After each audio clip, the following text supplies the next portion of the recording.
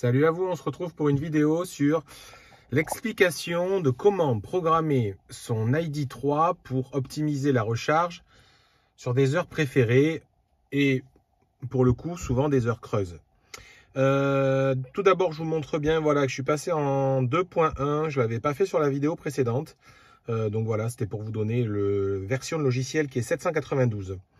Donc maintenant, après plusieurs semaines où j'ai tâtonné, j'arrivais pas bien à comprendre le fonctionnement, alors j'ai enfin compris quelque chose. Donc je vous montre. Moi dans ma situation personnelle, j'ai des heures creuses 2 fois sur 2 créneaux.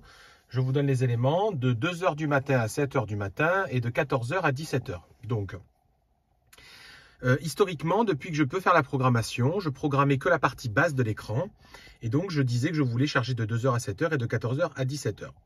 Et puis, il y a quelque chose que je ne comprenais pas, c'est-à-dire que à chaque fois, le véhicule rechargeait, mais plus on s'approchait des 100%, alors même plutôt, on va dire, à 60-70%, ben en fait, la recharge était très très lente et finalement, j'arrivais jamais à atteindre la commande demandée qui est au-dessus, en fait, qui est 90%, voilà, ici.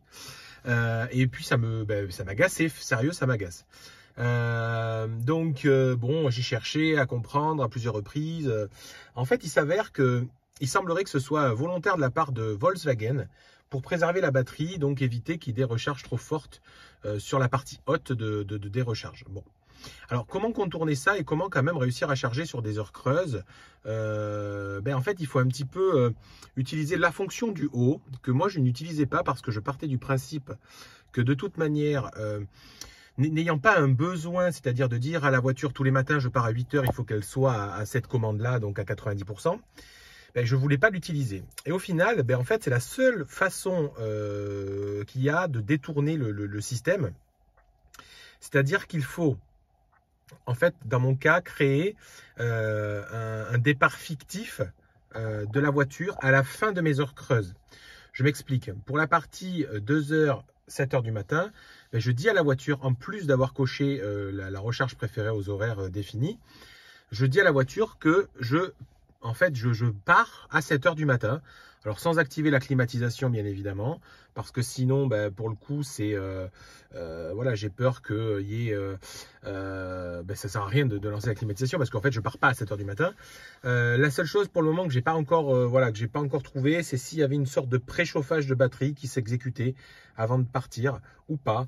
Voilà, donc bon, je vais essayer de comprendre un petit peu au fur et à mesure si j'arrive à détecter cela, chose qui n'est pas certain, parce que là, bon, ça serait dommage d'avoir un préchauffage de batterie qui coûte de l'argent alors même qu'on n'en a pas besoin. Bon, on verra cette fois cet autre point-là, parce que c'est pas si clair que ça. Mais en tout cas, depuis que j'ai basculé sur ce système-là, en fait, là, j'ai une borne, moi j'ai une Well Connector Tesla qui propose de charger en 7 kW et donc effectivement la voiture charge bien en 7 kW jusqu'à atteindre les 90%, chose qui n'était pas du tout bon parce que je prenais tout juste 1 kW sur la partie au-delà de 70-80%, donc en fait j'atteignais jamais la commande.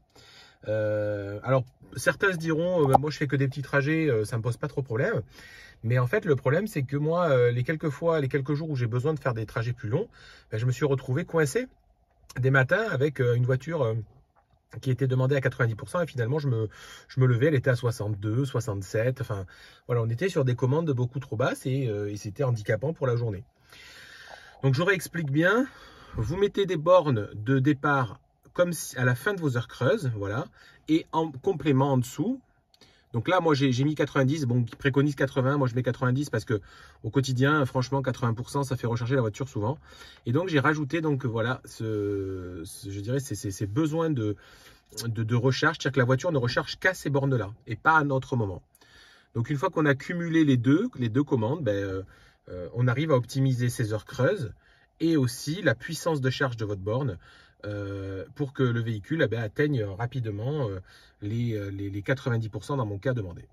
J'espère que j'ai été clair. Si vous avez d'autres questions, si vous avez d'autres remarques, surtout, j'espère que cette vidéo sera utile à beaucoup, parce que j'ai vu beaucoup d'échanges sur des forums ou sur des réseaux par rapport à la gamme ID, parce que cette vidéo finalement touche toute la gamme ID et pas uniquement l'ID 3, parce que sur l'ID 4 c'est exactement pareil.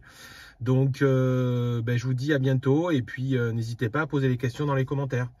Allez, à bientôt, bye bye.